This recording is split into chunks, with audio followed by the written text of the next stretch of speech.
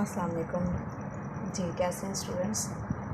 तो आज आपको मैं एक कहानी सुनाती हूँ जो हमारे एक ऐसे शख्सियत की जिन्हें हम एक रहनुमा की हैसियत से जानते हैं, जिन्होंने कायद-ए-आज़म के साथ मिलकर इस वतन की खिदमत की, इस वतन को हासिल करने के लिए दिन रात मेहनत की। इसी बिना पर कायद-ए-आज़म मोहम्मद अली जिन्ना ने इन्हें पाकिस्तान के पहले वज़ीर-ए-आज़म मुंतखब किया। उन्होंने ना सिर्फ़ कायद-ए-आज़म की ज़िंदगी में उनका साथ दिया, बल्कि उनके चले जाने के बाद, उनकी वफ़ात के बाद भी पाकिस्तान की खिदमत करने में कोई कमी नहीं छोड़ी। इसी से हम अपने सबक का आगाज़ करते हैं। हमारा सबक है कायद-ए-मिल्लत। पाकिस्तान का परचम साल में 2 दफ़ा सरनगू किया जाता है। एक 11 सितंबर को कायद-ए-आज़म की वफ़ात के दिन, और दूसरा। इस सबक की बुलंद ख़्वानी दुरुस्त तलफ़्फ़ुज़ के साथ कीजिए। आप ख़ुद जान जाइएंगे, जिन लोगों ने हमारा वतन बनाने में ना सिर्फ़ कायद-ए-आज़म का साथ दिया, बल्कि पाकिस्तान की खिदमत को अपनी ज़िंदगी का मकसद बना लिया।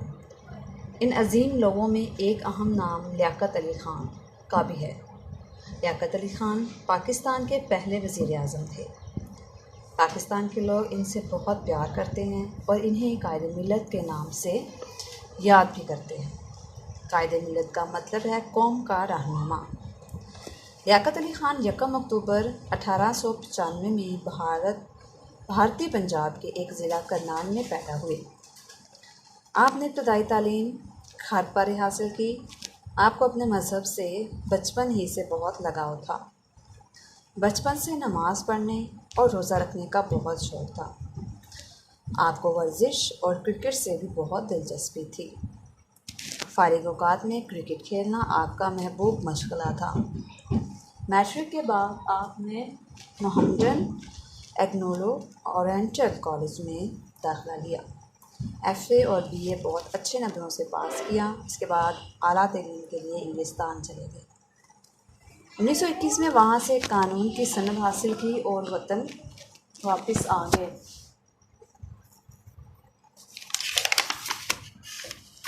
आप कायद-ए-आज़म मोहम्मद अली जिन्ना के बहुत करीबी दोस्त थे। कायद-ए-आज़म को भी आप पर बहुत भरोसा था। कायद-ए-आज़म ने फरमाया, गांधी जी के पास बहुत से लोग हैं जिन पर वो तकिया कर सकते हैं, लेकिन मेरे पास सिर्फ एक आदमी है और वो लियाकत अली ख़ान है। आपने पाकिस्तान बनाने में कायद-ए-आज़म का हर कदम पर भरपूर साथ दिया। यही वजह है कि कायद-ए-आज़म ने इन्हें मुल्क का पहला वज़ीर-ए-आज़म मुंतखब किया। आपने अपनी ज़िम्मेदारी को नहायत खुशनुदी से अंजाम दिया। आपने मुल्क की बेहतरी और फलाह के लिए बहुत से काम किए। कायद-ए-आज़म की वफ़ात के बाद भी मुल्क और कौम की खिदमत नहायत साबित कदमी से की। उन्होंने वज़ीर-ए-आज़म होने के बावजूद नहायत सादा ज़िंदगी बसर की।